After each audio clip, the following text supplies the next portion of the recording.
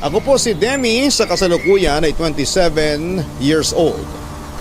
Pero ang aking pong ikakwento ay nangyari 2 taon nang nakakalipas. Papadudot, ako po ay nag-aaral ng panahon na yon. Bukod po sa isa kong estudyante ay may anak na po ako. Ang bata po ay anak ko sa pagkadalaga. Iniwan po ako ng dati kong karelasyon nang malaman na buntis ako. Opo, isa po ko sa mga babaeng nakaranas ng pangiiwan bago pa man manganak. Kakagraduate ko lamang po ng high school nang malaman kong buntis ako. Kaya po medyo late na ako sa pag-aaral ng kolehiyo dahil kailangan ko pong tumigil para maalagaan ko ang aking anak. 7 taon na po siya ngayon, pero 5 taon po siya noong mangyari ang aking ikukwento. Hindi rin naman kami mayaman, pero sinusuportahan po ako ng mga magulang ko sa pagkataguyod kay Samuel o si Sam. Yun po ang pangalan ng anak ko. Nang hindi na po masyadong alagain noon si Sam, ay nagpilit po akong humanap ng trabaho. Pero mahirap po palang maghanap, lalo na kung high school lamang ang tinapos. Pero kailangan ko pong makahanap ng trabaho, kaya hindi po ako nawala ng pag-aasa hanggang sa may makita ako, papadudot. Ayoko pong ikahiya kasi alam ko naman na malinis ang konsensya ko. At ang ginagawa ko lang ay ang deskripsyon ng trabaho ko. Isa po akong female escort noon, gaya nga po ng sinabi ko, ay hanggang doon lang ako sa deskripsyon, at yon ay ang pagiging escort. Sa pangalan po ng magulang at anak ko ay talagang hanggang doon lang ang aking ginagawa, ang maging escort. Sa tuwing may trabaho po ako, iniiwan ko sa kapitbahay ko si Sam. Mabait naman ang kapitbahay at wala kaming problema dahil magkaibigan kami. Pero ang kita po sa pag-i-escort ay hindi sasapat dahil hindi naman palaging may magpapa-escort. Kaya dahil sa ang inuupahan ko ay may 1 kwarto pa, ay pinagkakitaan ko na din. Pinaupahan ko po ang bakanting kwarto para at least po ay may darating na pera tuwing katapusan. Ang una nga pong nakakita ng aking paskil ay si Lucky. Nasa edad 27 na siya noong panahon na yon. Nag-opisina siya malapit sa amin, kaya nang makita niya ang paskil ay pinuntahan niya agad para mag-inquire. Sa probinsya kasi nakatira si Lucky at ayaw niya namang maging pabigat sa mga kamag-anak niya sa Maynila, kaya nangupahan na lamang siya.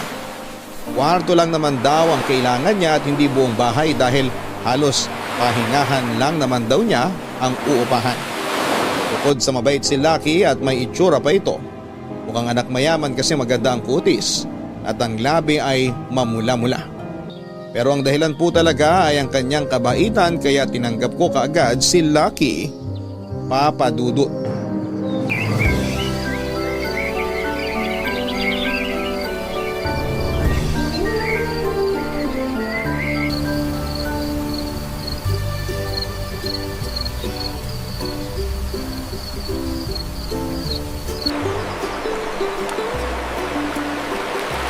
Magandang umaga po. Ay sorry, hindi po kami bibili. Ha? Bibili ng ano? Ano bang binibenta mo? Wala ho akong binibenta. Eh, bakit ka nandito?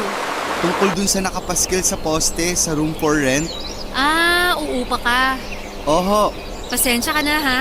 Kasi naman nakapolong puti ka at nakatay. Akala ko tuloy nagbebenta ka ng kung anong produkto. kasi papasok ako mamaya sa opisina. Mula dito, dediretso na ako. Ay, saan ka nagtatrabaho? Diyan, sa opisina dyan, sa malaking building, sa may pangalawang kanto. Ah, doon? Oo, alam ko yun. Yun po, dun ako nagtatrabaho. Teka, bakit ka mangungupahan? Ayaw niyo ho ba? Ay, hindi naman. Joke lang. May nararentahan po ako na kwarto din. Kaso nung makita ko to na mas malapit, mas makakatipid sa gasolina. Ah, ganun ba? 3,000 pesos. Kasama na kuryente at tubig. 3,000 pala. Magkano ba dun sa dati mong inuupahan?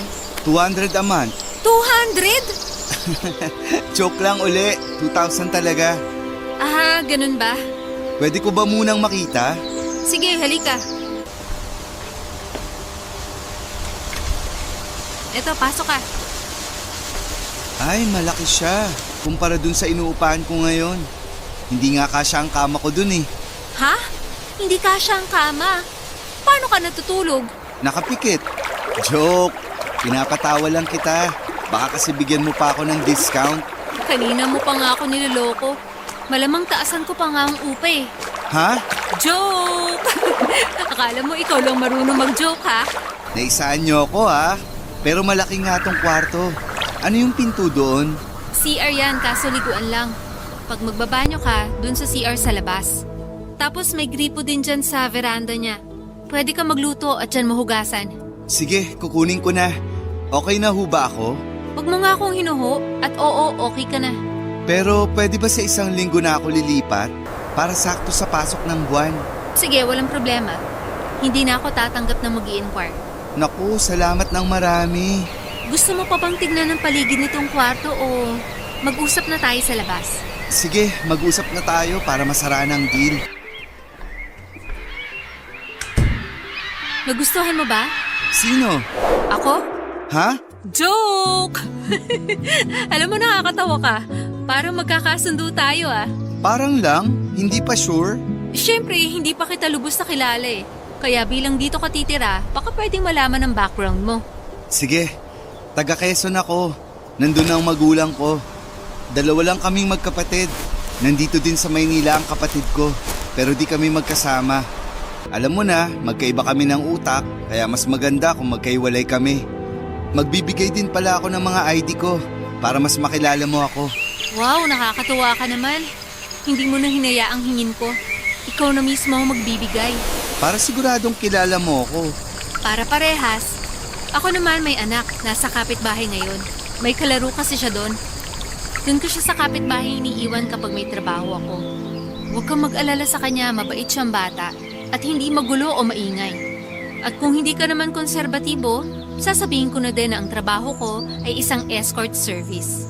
Escort? Sa Reyna Elena? Hindi baliw! Joke lang uli. Wala naman problema sa akin yun, kaya hindi kailangan maging seryoso. Alam mo, nakakatuwa ka. Lalong ise-secure ko ang kwartong yan para ikaw lang ang umupa. Yes!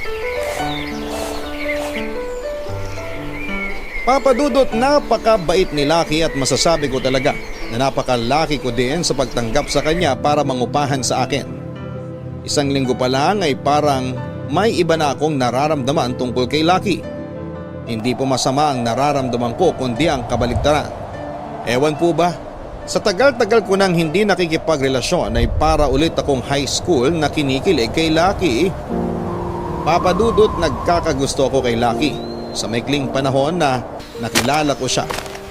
Napakabait, napakalambing, napakamaalalahanin, napakamaalaga dahil magkasundo sila ni Sam. Halos siya na ang kalaro sa tuwing day off niya at hindi na nagpupunta sa kapitbahay ang anak ko at ang tawag sa kanya ni Sam ay tatay. Nakilaki ang lahat ng katangian na hinahanap ko sa isang lalaki. Alam kong nararamdaman niya ang nararamdaman ko sa kanya. Kaya hindi na rin ako nagsayang ng oras. Opo, Papa Dudut. Ako na po ang nauna para sabihin ang nararamdaman ko. Inamin ko sa kanya na hindi po ako umaasa na ibabalik niya ang nararamdaman ko sa kanya. Pero ang gusto ko lang po ay masabi ito sa kanya. Ganoon po kasi ako. Mabuti na yung alam ko na kaagad para hindi ako umaasa. Pero ikakagulat ko po ang magiging sagot at dahilan niya sa akin, Papa Dudut. Sinabi niya sa akin na hindi din naman daw ako mahirap mahalin. Sigurado raw siya na mamahalin ako ng lalaking para sa akin. At hindi daw siya yon. Tinanggap ko pero tinanong ko pa din siya kung bakit hindi niya ako nagustuhan.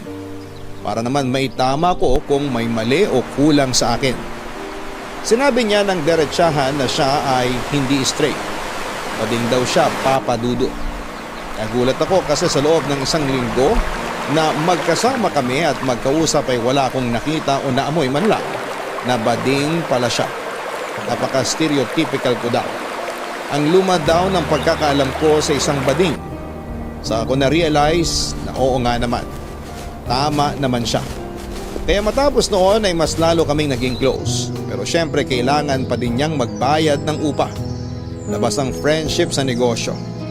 Isang day off niya, may kailangan akong i-meet na kliyente, kaya ibinilin ko si Sam kay Lucky. Pumayag naman siya. Pero noong nasa restaurant na ako kung saan kami magkikita ng kausap ko, ay masisira lang pala ang gabing yon.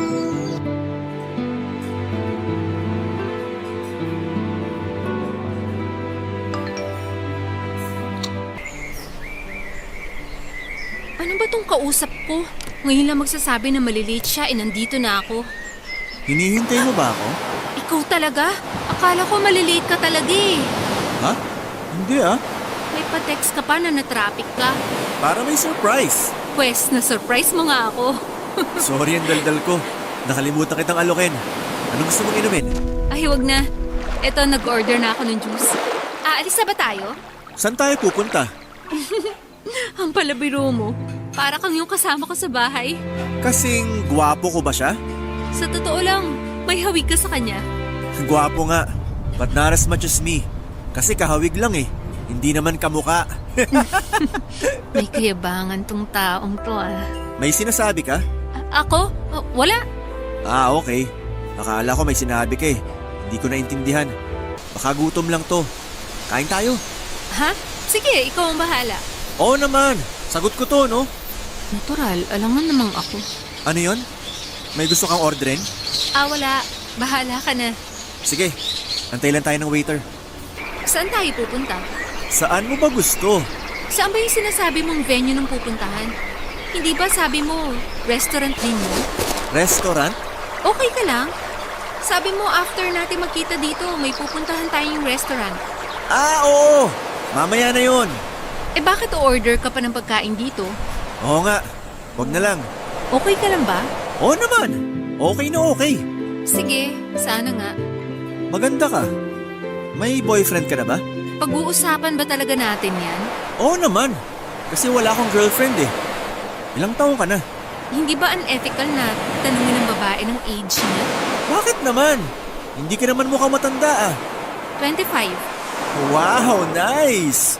Anong nice do? 28 lang kasi ako. Magkalapit lang. Anong oras tayo aalis? Sayang ang oras. Bakit naman masasayang ang oras? Kasi nung magkita tayo, nag-timer na ako. Bakit kailangan mong orasan? Bakit hindi? Hindi ba yun ang usapan? 3 hours lang. Pag nag-overtime, may additional. Ano bang pinag-uusapan natin dito? Anong ibig mong sabihin? Hayaan mo na nga. So, saan tayo pupunta after nito? Saan mo ba gusto? Ang gulo mo naman. Sandali nga. Tagal ng waiter eh. Ako na pupunta sa counter. Doon na ako order. Sandali lang ha. Huwag kang aalis. Anong wag aalis? Natural, hindi ako aalis nang hindi bayad, no? Pero naghanap pa din ng waiter. So, o-order pa rin siya? Iwan ko na kaya yun.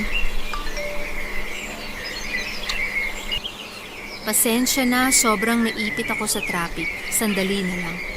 Ano? Anong traffic? Naka-order na ako. Anong pangalan mo? Weebs. Hindi ikaw ang kausap ko? Sira pala ulo mo eh. Wala naman akong sinasabing ako ang kausap mo ah. Sa susunod, maghanap ka ng magagago mo ah. Buisit, panira ng araw. Ay, sandali! Iniwan ko ang lalaking yon, Papa Dudut. Nainis kasi ako sa kayabangan niya.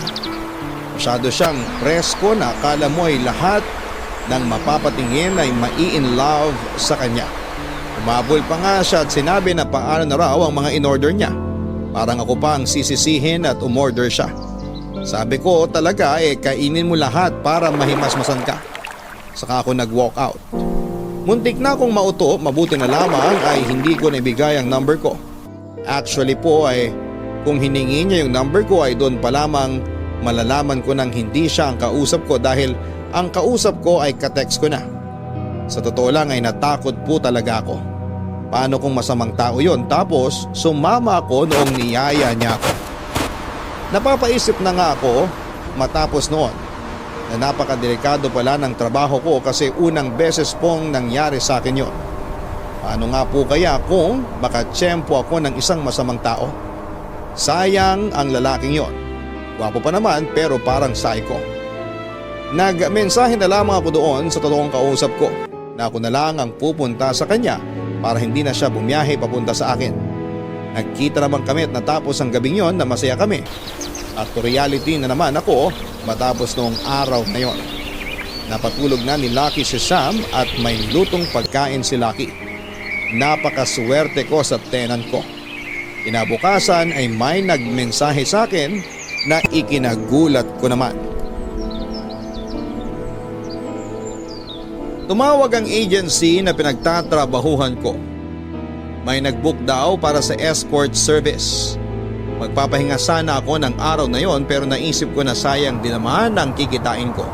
Kaya umuuna ako.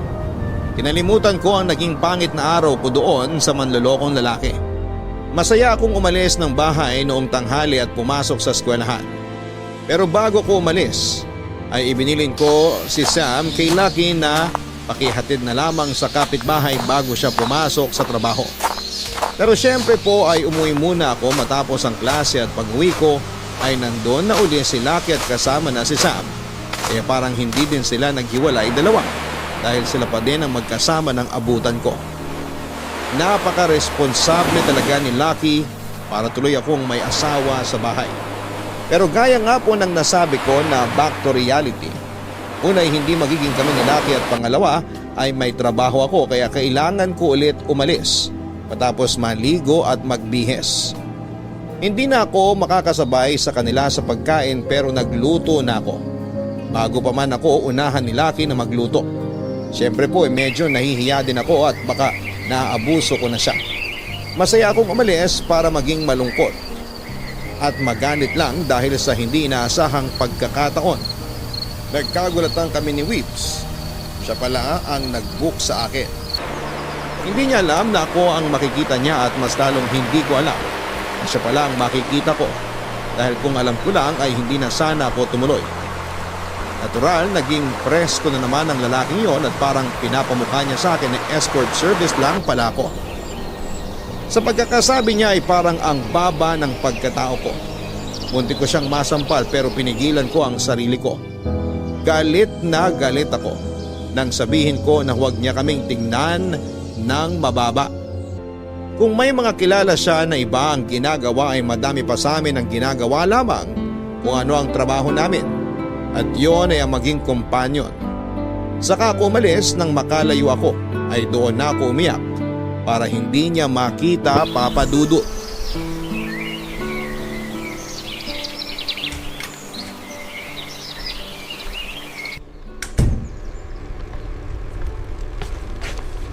Nandyan ka na pala. May pagkain dyan. Iinit ko ba? Mamaya na ako kakain. Bakit ganyan ang itsura mo? Umiyak ka ba? Hindi. Harap-harapang panluloko naman yan. Ha? Ayan eh. Kitang-kita na mugtong-mugto ang mga mata mo. Tapos sasabihin mo hindi ka umiyak. Huwag mo na akong pansinin. Pwede ba yun? Nasa iisang bahay tayo. Kung makapagsalita ka naman parang asawa kita. Asawa agad? Hindi ba pwedeng best friend muna? Tulog ka na nga. Hindi. Magkwento ka na muna. May pasok ka pa bukas. Wow! Ang sweet naman ng best friend ko. Best friend lang? Hindi ba pwedeng asawa? Nakakatakot ka na ha? Kita mo to. Pinapagaan ko lang ang galit ko eh. Hindi ka na mabiro. Kaya nga, spill mo na. Bukas na nga. Kung sasabihin mo din naman sa akin bukas, anong diferensya kung sasabihin mo na sa akin ngayon? Kasi nga may pasok ka pa. Baka mapuyat ka. Half day ako bukas, kaya ang pasok ko after lunch pa. Kaya madami akong oras para makinig. Sure ka? Hindi. Kita mo na? Kaloka ka, Demi. Syempre sure ako. Ano nga? Kasi kahapon. Teka, kahapon pa yan pero ngayon ka lang nagkaganyan? Hindi ba masyadong delayed yung reaction mo? Nakakainis ka naman eh. Wag na nga. Biro lang. Aminin mo, natatawa ka, pinipigil mo lang. Hindi nga. Ay, mainit ang ulo. Eh di hindi na. Sige na, ituloy mo na. Kahapon may nakilala akong lalaki. Akala ko siya yung nag-book, yun pala hindi siya. Isang nagpanggap lang pala, naubod ng yabang, nahambog, na makapalamukha, na... Sandali, mamimintas ka ba o magkakwento? Parang binigyan mo ng sukdulang kapintasan yung tao eh. Kanino ka ba kampe? Demonyo pala ang lalaking yun eh. Yun na nga. Nung nalaman kong niloloko niya lang pala ako, iniwan ko nga. Yun na yun? May pupuntahan ka ba? Wala. Bakit nagmamadali ka? Sorry, nag-react lang ako. Tapos, Akala ko tapos na yung pangit na pangitain na yun. Kaso kanina may nag-book uli. sandali. Don't tell me na siya yung nagpabook. Yes, siya nga yung nagpa-book. Ano siya, stalker? Hindi naman yata. Kasi unang-una, hindi niya malalaman ng detalye ko. Kasi hindi naman binibigay ng agency yun. Lalo na yung picture, hindi ipinapaskil sa Adam Pictures ng mga escort. At hindi niya alam kung saang agency ako nagtatrabaho. Kaya imposibleng nahanap niya ako. So sa palagay mo, coincidence lang ang pagkikita nyo kanina.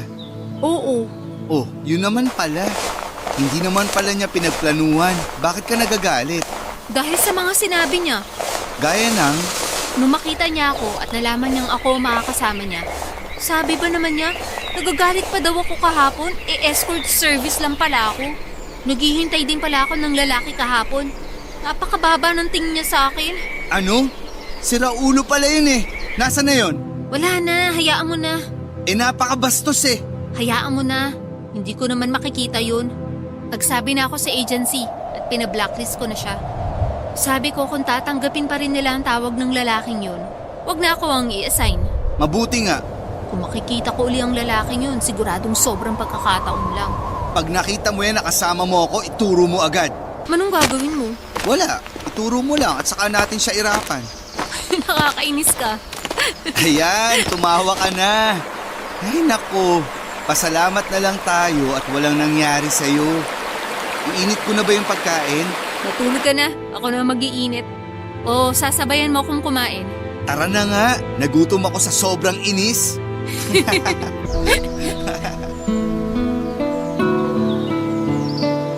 Matapos ang kalungkutan ko ng gabing yon, kinabukasan ay si Lucky naman ang may baon na lungkot pagkagaling niya sa trabaho niya.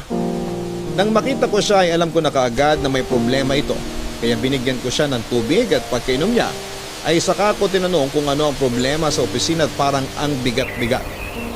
Sa kanya sinabi na wala naman daw problema sa opisina niya.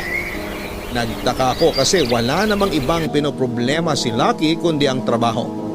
Wala naman siyang pamilya para problemahin. Saka ko na na-realize sa mga magulang niya. Kinabahan ako. Hindi ko alam kung papaano magtatanong. Nilakasan ko ang loob ko at tinanong ko siya kung tungkol ba sa mga magulang niya ang dahilan ng kalungkutan niya. Sa kanya sinabi na tama daw ang hula ko. Lalo po akong kinabahan. Ang dami kong naiisip ano kayang nangyari sa magulang niya. Nang tanungin ko ay sinagot niya ako na wala naman daw nangyari sa magulang niya. Okay naman daw sila. Kaya ako lalong na-curious kung ano ang dahilan ng lungkot niya na may kinalaman sa mga magulang niya. Sa kanya ikinuwento na sa susunod na buwan ay pinapauwi daw siya sa probinsya nila ng mga magulang niya. Naisip ko na baka ayaw na siyang pagtrabahuhin sa Maynila. Pero mali na naman ako.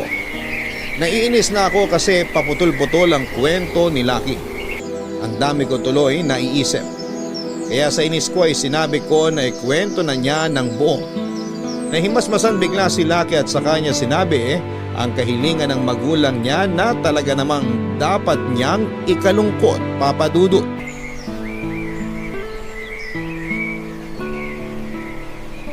Anong gagawin ko? Bakit parang ang laki ng problema mo? Te, wala naman akong girlfriend. Eh di sabihin mo na wala.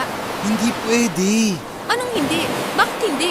Kasi pag nag-uusap kami, lagi kong sinasabi na may girlfriend na ako at mag-iisang taon na kami. Sino yan? Kaloka ka, wala nga.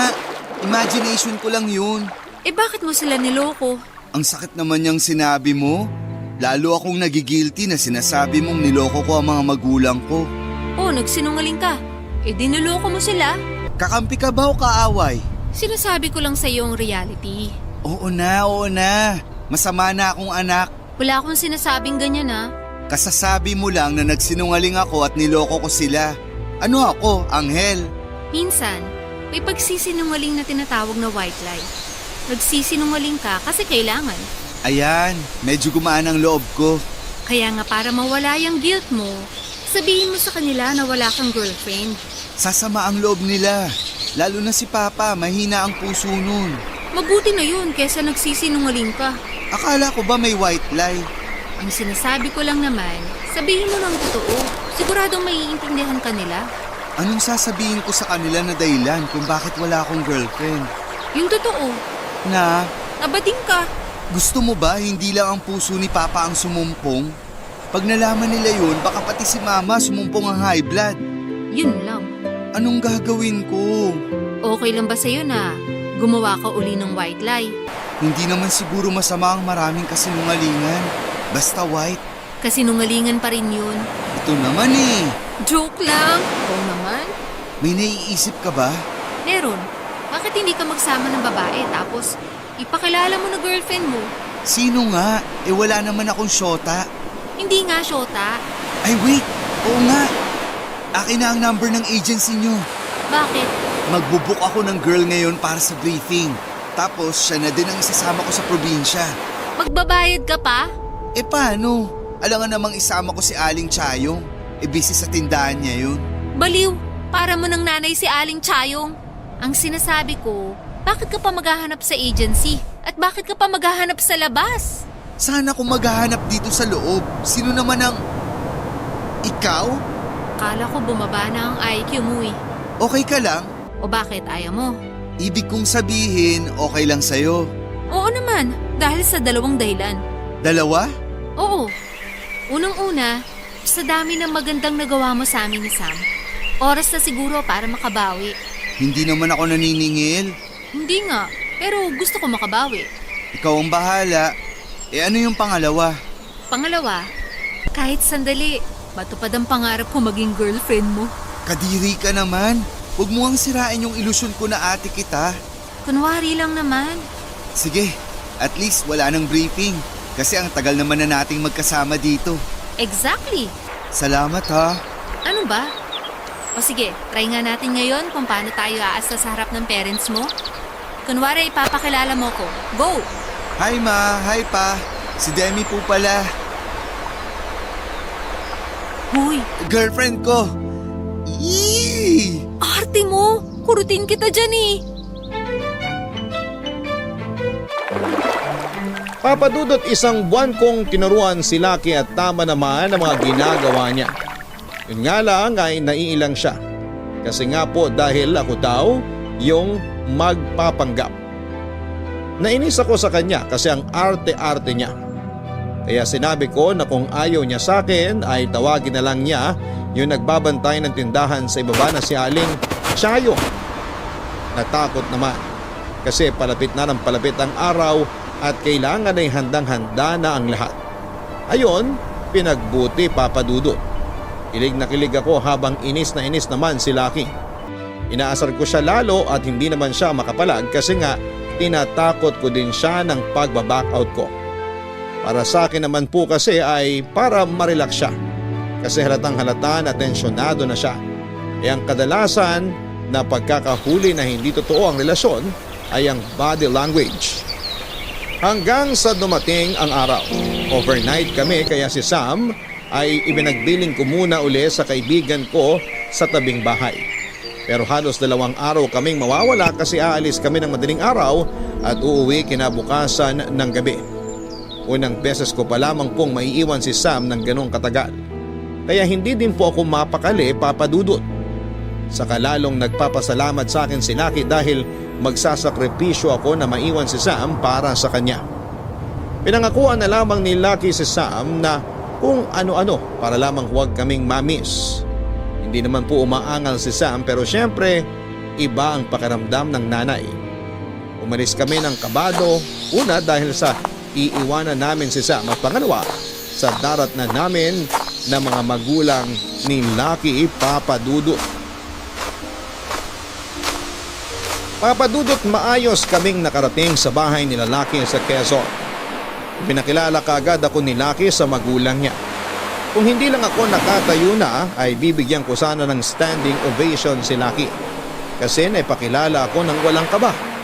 Masayang masaya naman ang mga magulang niya at sobrang sweet nila sa akin.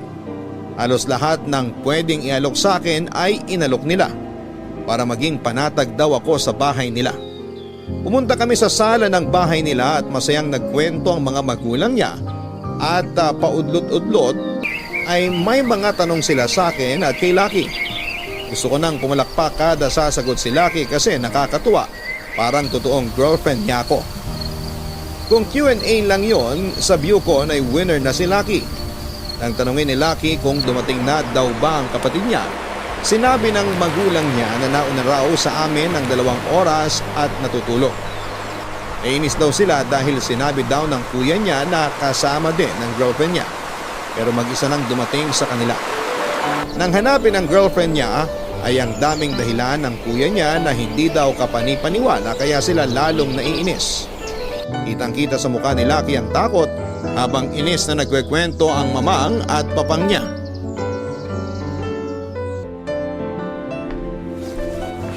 Ikaw ba ang girlfriend ni Lucky?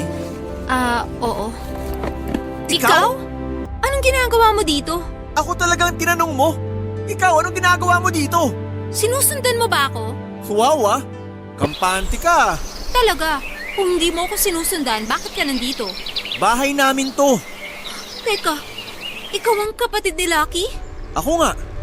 Ikaw ang girlfriend niya? Ako nga. Bakit parang hindi? Ano na naman ang ibig mong sabihin? Maglolokohan pa ba naman tayo? Alam ko yung iniisip ng maduming utak mo. Hindi ako na-hire ni Lucky para pumunta dito. Magkasama kami sa bahay at may relasyon kami. Bakit ang defensive mo naman? Kasi kitang-kita yung iniisip mo. Paano ka naman nakilala ng kapatid ko? Wala ka na dun. Sabi mo magkasama kayo sa bahay? Oo, bakit? Nagsasama na kayo? Parang gano'n na nga. Anong parang ganon? Hindi ka sure? Ano ka, pulis? Kung makapagtanong ka, parang interrogation na. Bakit? May hindi ba ako dapat malaman na itinatago mo? Ano na naman yung iniisip mo? Bakit ka ba aligaga? Nagtatanong lang naman ako ah. Bakit? Kapatid ko ang boyfriend mo. Kaya normal lang magtanong. Pwes, nakausap ko na ang mga magulang mo. At marami na kami napag-usapan at maayos na kami. Kaya hindi na kailangan ng mga tanong mo. Ibang tanong nila at ibang tanong ko. Ang tanong ay tanong. Pare-pareho lang yun. Kaya pwede umexit ka na at mag-aayos pa ako ng gamit ko. Reminder, bahay namin to. At dito ako pinagkwarto ng magulang mo. Kaya may karapatan akong palabasin ka. Hanggang sa baluarte ko mayabang ka pa din ah. Hanggang sa bahay ng magulang mo, hambog ka pa rin. Bakit ba napakayabang mo? Hindi ako mayabang ah. Hindi. Ayan oh. Akala mo kung sino kang malaking tao? Hindi ako mayabang pero hunyango ako. Ano? Hunyango ako. Kung anong kaharap ko, kaya kong gayahin. Kaya kung anong tingin mo sa akin, yun ka. Aminin mo na kasi. Magkano binayad sa'yo ng kapatid ko? Huwag mong itulad ang kapatid mo sa'yo. So libre ka lang? Magaling pala kapatid ko. Bastos ka talaga. Bakit? Anong bastos dun? Lumabas ka na nga. Maganda ang araw namin kanina, huwag mong sirain. Pareho pala tayo. Nasira lang din ngayon. Sinungaling ka. Anong sinungaling? Maganda ang umaga mo? Oo. Nasira lang nang makita kita. Paano maganda ang umaga mo? Hindi ba napagalitan ka kanina ng mga magulang mo? Paano mo nalaman yan? Siyempre, kunento sa amin ng mga magulang mo mismo. Huwag kang makialam sa problema ng pamilya ko ah. Bakit ako ang sisisihin mo? Nananahimik ako, sila lang ang nagkwento sa akin. Tuwang-tuwa ka naman. Kanina nung kinukwento nila, hindi ako natutuwa. Pero kung kanina pa lang nalaman ko na ikaw pala yung tinutukoy nila, sana kanina pa ako tumawa ng tumawa. Gusto mo ikaw naman ang ibulgar ko? Para ako naman ang tumawa ng tumawa? Hindi ka nahihiya? Bakit ako? Hindi ba dapat ikaw ang mahiya? Wala akong ginagawa. Nako. Lumabas ka na nga dito! Papadudod sa sobrang inis ko kay Weaves ay nakabuo ako ng teorya. Sinabi ko sa kanya ang teorya ko na parang siguradong sigurado ako na tama ako. Kaya napatahimik siya. Sabi ko sa kanya kaya pala siya tumawag noon sa agency namin ay para nga po kumuha ng babae na magpapanggap na girlfriend niya. At ako nga po dapat ang babaeng yon. Pero dahil may hindi magandang nangyari sa amin dahil sa kahambugan niya, ay iniwan ko siya na ikinagalit niya sa akin. Kung babalikan din natin ang una naming pagkikita, kaya pala siya ganun umasta ay para daw magmukha siyang cool at makuha ang loob ng kung sino Kaso'y hindi po yon ang nararamdaman ko noon kundi yabang. Kaya pala niya ako kinikilala ay para din sa parehong pakay. Para kausapin at magpanggap na girlfriend niya. Nabigla din siya at naamin niya. Kaya matapos noon ay sinabi niya sa akin na hindi naman daw ako paniniwalaan. Sabi niya ay salita niya laban sa salita ko. Okay lang po yung sinabi niyang yon, pero hindi na ako nakapagpigil ng dugtungan niya ang sinabi niya ng reputasyon ko laban sa reputasyon niya. Sasampalin ko na po sana siya nang biglang may madinig kaming boses.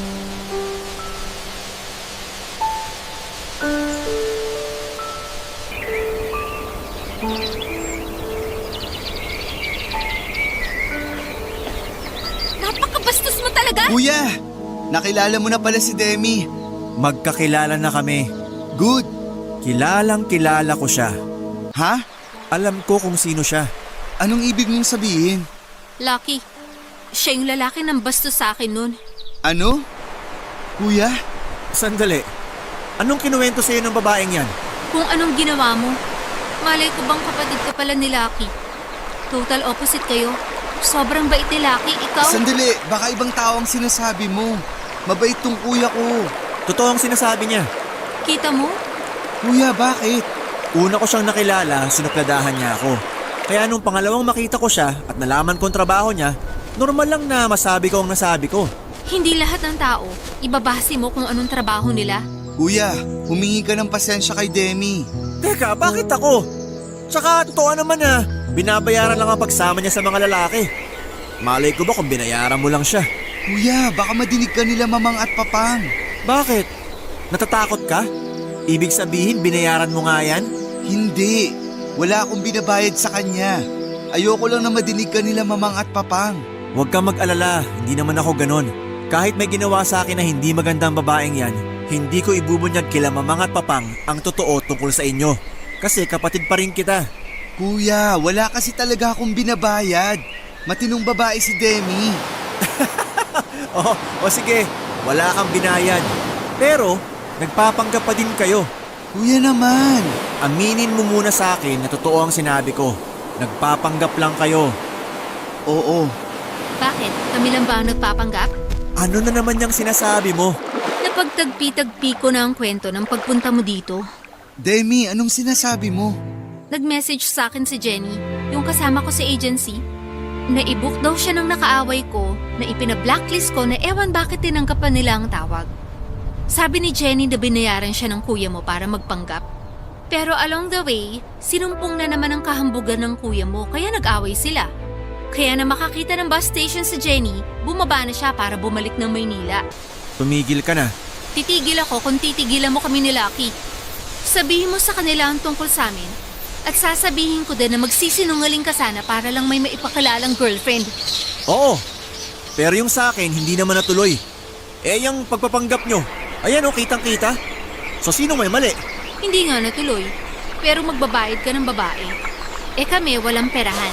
Dahil maganda na ang relasyon namin noon pa. May pera o wala, nanloko pa din kayo. Nagsinungaling na, gagastos pa. Tumigil na nga kayo. Yung babae niya ng parang Armalite ang bunganga. Kaya siyang una mong sawayin. Kung hindi ka sana bastos at hambog, wala sanang gulo dito. Demi, huwag ka nang magsalita. Ako na ang bahala dito. Kuya, usap tayo sa labas. Bakit tayong lalabas? Bahay natin to. Inaangkin ko ba? Malay ko. Di ba yun ang goal mo? Ang makakuha ng pera? Bastos ka talaga! Demi, sandali. Ako na lang ang kakausap kay kuya. Kuya, tama na yan, please. Prenohin mo bibig ng girlfriend mo. Walang problema sa akin basta walang pakialamanan. Wala naman talaga akong pakialam. Mas lalo ako. Pakialam ko ba sa'yo? Pwede bang magkasundo na lang muna tayo? Natatakot ako baka pag nalaman nila mamang at papang, baka kung anong mangyari sa kanila. Please, kuya. Oo na.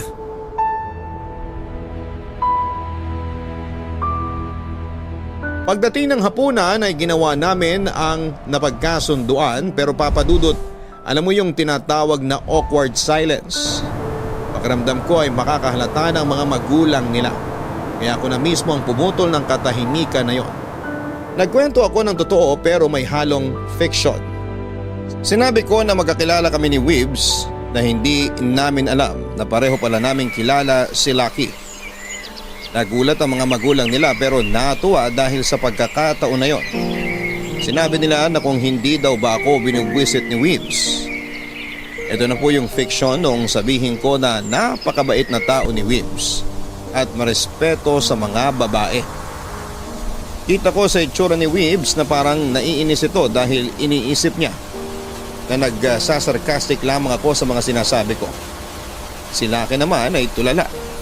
Parang naghihintay sa mahuhulog na huling numero sa loto yung kaba niya. Wala pa ding umiimik maski si Weebs. Parang tinanggalan ng dila noong nagsasalita ako. Tuwang-tuwa at nagpapakwento pa ang mga magulang nila. Kahit magaan na ang sitwasyon ay halata pa din na masama talaga ang loob ng magulang nila kay Weebs. Ipinipilit pa din ng mga ito na niloko sila. Na sinasabing isasama ang girlfriend pero hindi naman isinama. Kaya sinabi ko na kakilala ko ang girlfriend ni Weebs. Kitang-kita ko ang mukha ni Weebs at Lucky. Si Weebs ay magkahalong takot at galit. Habang si Lucky naman ay yung itsurang nagmamakaawa at nakikiusap.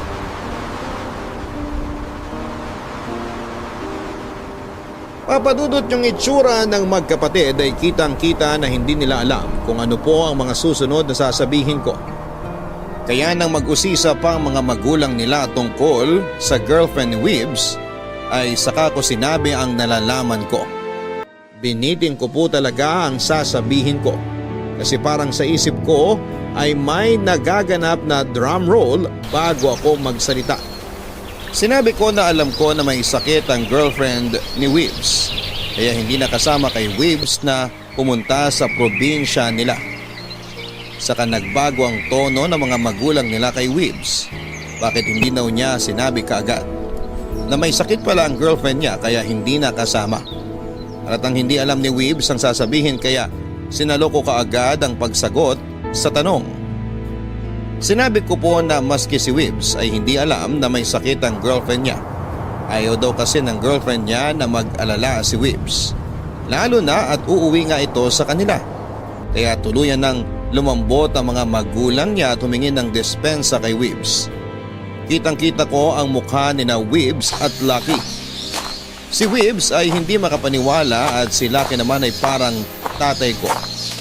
Na proud sa akin. Natapos nga ang buong gabi na si Weebs ay parang magkakaroon ng bilog na ilaw sa ulo. Para kasing papunta na siya sa pagiging santo sa bait niya. Nakatulong pa yon sa kanya kasi hindi siya nagsasalita. Alam naman natin yung pagsasalita niya ang nakakasira sa kanya. Mabait naman siya pag tahimik.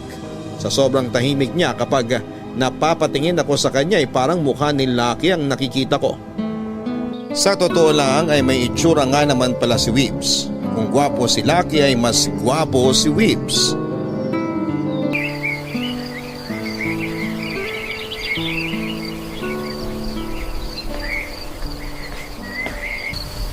Kuya! Oh, eto, dinalan kita ng kape.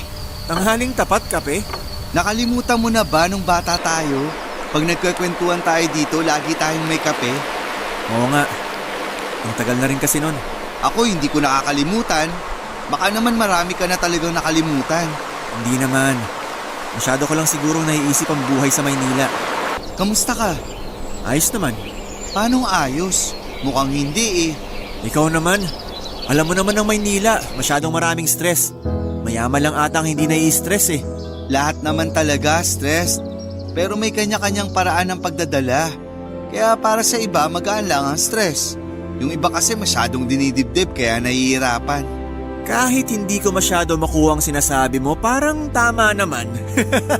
Kuya, bakit wala ka pang girlfriend? Wala eh. Paanong wala? Hindi ka pa ba nagka-girlfriend mula nung lumuwas tayo ng Maynila? Nagkaroon. Ano nangyari? Marami. Marami? Paanong marami? Marami akong naging girlfriend. Niloko mo sila lahat. Grabe naman yung tingin mo sa akin. Hindi ah. Wala akong niloko. Silang umiiwan sa akin. Bakit? Ewan. Parang alam ko. Anong alam mo?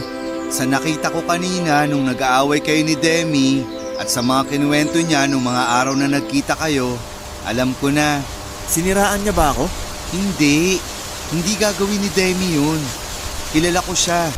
Ang sinasabi ko ay yung nakita at nadinig ko lang. Diretsuhin mo na nga ako. Kasi kuya, yung pakul mo ang sumisira sa'yo. Napepreskuhan sila sa'yo. Tapos pag nakikipag-usap ka sa kanila, masyadong bargas. Balikan mo yung mga turo nila mamang at papang na maging magalang lagi sa babae. Bastos na ba ako? Kung hindi mo nakikita o nararamdaman, yes kuya. Sa nakita kong pakikipag-usap mo kay Demi kanina, parang nandun ka na. Hihingi na lang ako ng pasensya sa kanya mamaya. Oo naman. Narinig mo naman kung paano kanya sinalba kanina. Nawala tuloy ang tampo sa'yo nila mamang at papang. Oo nga eh. Sandali, tagay muna tayo nitong kape. Baka lumamig na. Ilang oras mo ba ito pinakuluan? Mainit pa din eh. Napaso ako. Akala ko kasi lumamig na. Yan pa kuya, yung anticipation. Dapat tanggalin mo yan pag di kailangan. Huwag kang mag-e-expect na lahat ng babae magkakagusto sa'yo. Opo kuya. Namiss kita kuya.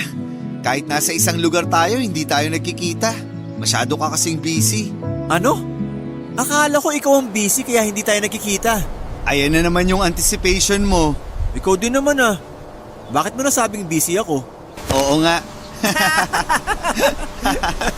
Teka, masyado na akong balagoong. Ikaw naman ang pag-usapan natin. Ako? Bakit? May iba pa ba tayong pag-uusapan? Ha? Wala naman. O bakit ikaw wala pang girlfriend? Bakit kailangan magpanggap ni Demi?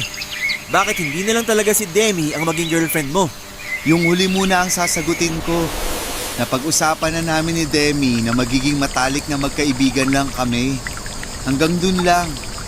Ayoko din gawin ang pagpapanggap namin ni Demi. Kaso naisip ko sila mamang at papang. Sobrang na-pressure ako sa katatanong nila kung may girlfriend na ako. Nasabi ko na meron. Kaya nung sinabi nila na isama ko dito ang girlfriend ko, alam mo na ang kasunod. Sinong nakaisip na magpanggap kayo? Ikaw o si Demi? Nakita kasi ni Demi na nagpapanik na ang utak ko. Kaya nagsuggest siya na siya na lang ipakilalang girlfriend ko. Eh bakit nga wala ka pang girlfriend? Kuya, huwag kang magagalit ha. Bading ako. Kuya naman eh, pinagtatawanan mo ko eh. Nakakatawa naman talaga. Bata pa tayo, wala na tayong sinikreto sa isa't isa. Ang tagal kong hinintay na sabihin mo sa akin yung sikretong yan. Kuya, alam mo? Oo naman, kapatid kita eh. 1 taon lang ang pagitan natin. Tayo lang dalawang magkapatid, kaya sobrang close natin noon pa. Kaya ganun na lang ang lakas ng pakiramdam ko sa'yo. Hindi ka nagalit o nagagalit? Bakit naman? Wala ka naman ginagawang masama ah. Rerespetuhin ko din kung kailan mo sasabihin kila mamang at papang yan. Salamat kuya.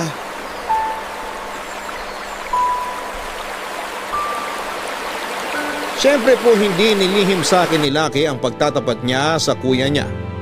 Masaya ako sa kanya kasi at least nabunutan siya ng isang tinik sa dibdib niya. Ayokong tanungin kung kailan naman siya magsasabi sa magulang kasi baka ma-pressure ko siya. Hayaan ko na lamang siya sa diskarte niya. Sa sarili niyang oras, sa sarili niyang ritmo. Pero kitang-kita ko kay Lucky ang saya noong masabi niya kay Wibbs. Bigla na lamang nagbago ang tono niya, may na-realize pala siya bigla. Bukod sa pagsisinungaling sa mga magulang niya tungkol sa amin na kunwari magkarelasyon. Naisip niya din na matagal niya na rin palang pinagsisinungalinga ng magulang niya tungkol sa sexualidad niya. Kaya kinalma ko muna siya bago sinabi ang nasa isipan ko. Sabi ko na una ay hindi naman niya intensyong magsinungaling sa mga magulang niya tungkol sa relasyon namin. Ayaw niya lang naman na sumama ang loob ng mga ito. Pangalawa, ang hindi pag-amin sa totoo niyang sexualidad ay hindi pagsisinungaling. Sabi ko nga may sariling oras at panahon ang pagsasabi noon. Hindi siya kailangang magpadikta sa sinasabi ng lipunan dahil sarili niya yon. Hanggang wala siyang sinasaktan ay wala siyang ginagawang kasalanan at ang pagiging miyembro ng LGBTQ+ ay hindi kasalanan kaya hindi siya dapat malungkot. Napayakap na lamang sa akin si Lucky, Papa Dudut. Piniro ko na lamang si Lucky na gusto ko sanang bigyan ng mali siya ang pagyakap niya sa akin. Kaso'y naawa na ako sa itsura niya. Ayon, natawa na lamang siya.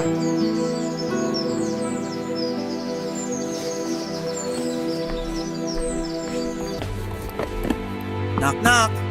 Uy, babes! Tuloy! Ang aga mo naman mag-ayos ng gamit.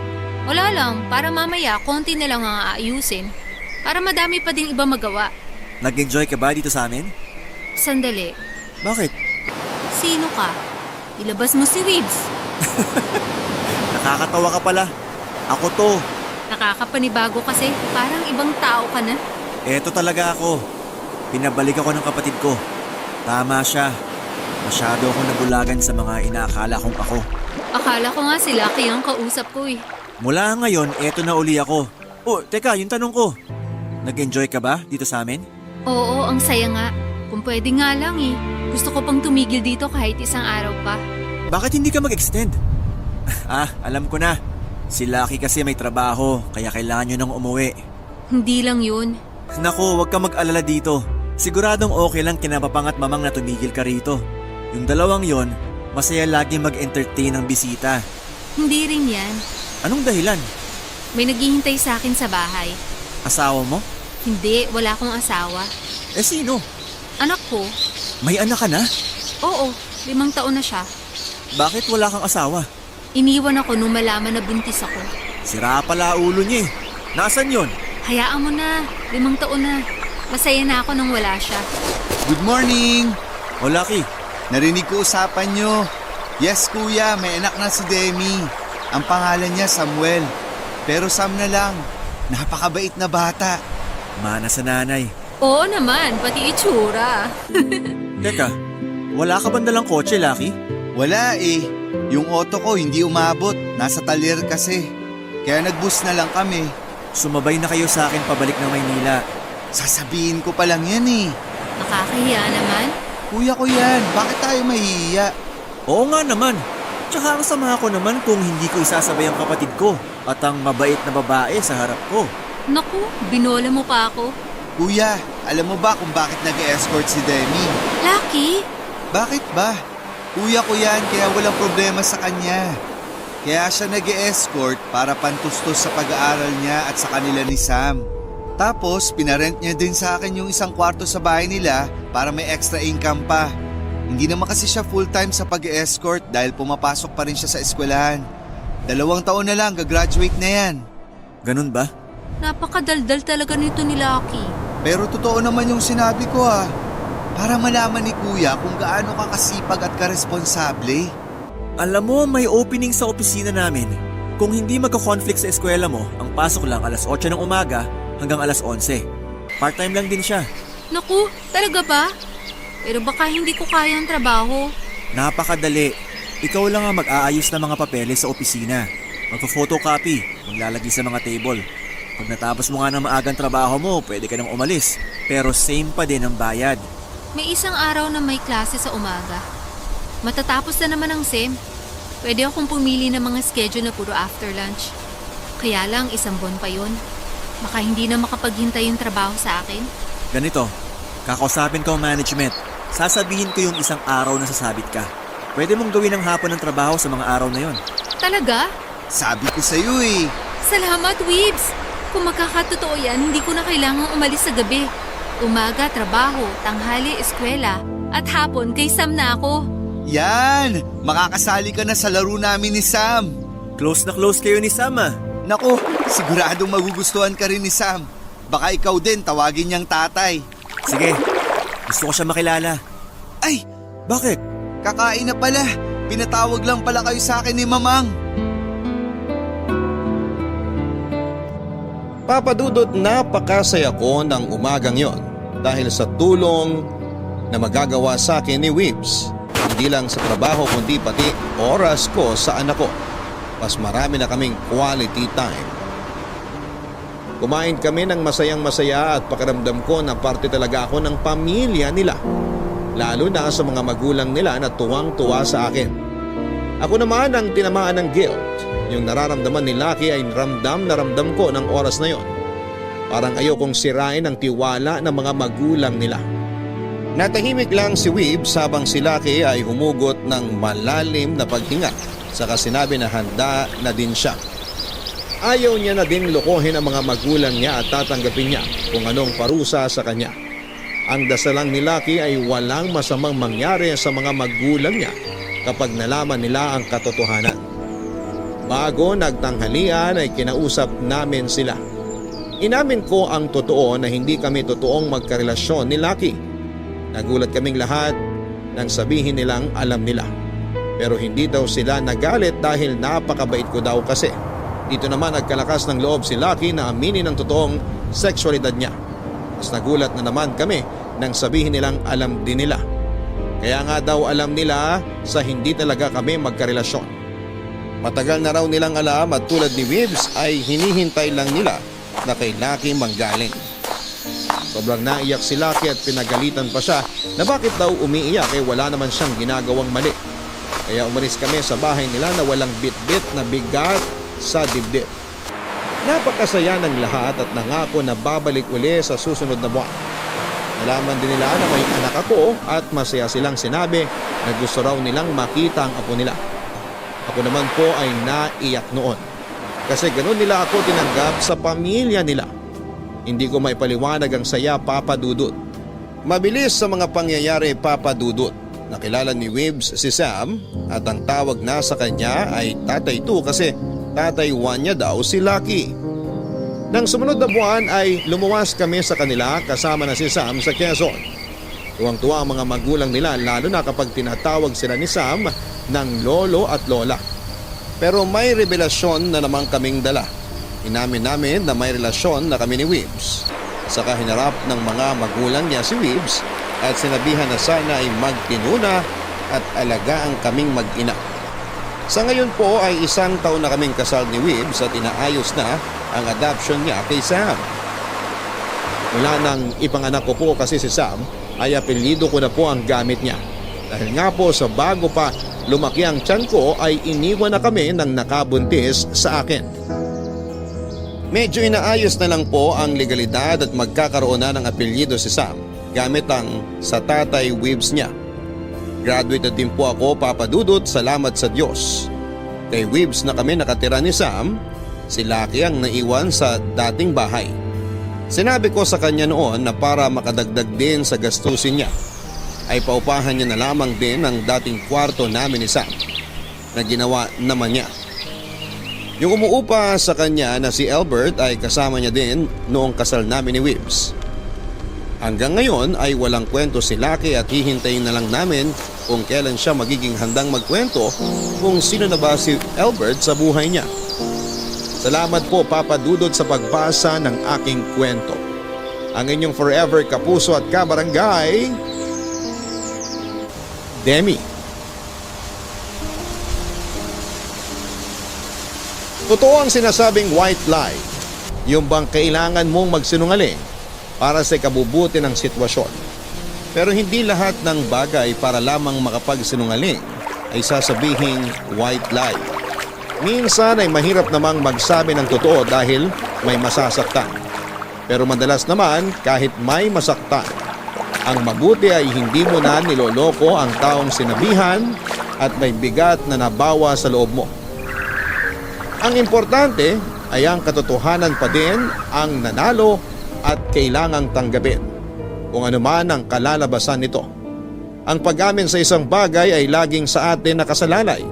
Hindi tayo pwedeng magpadikta hanggang hindi natin nararamdaman na maluwag na ito sa ating dibdib dahil baka kakapilit sa iyo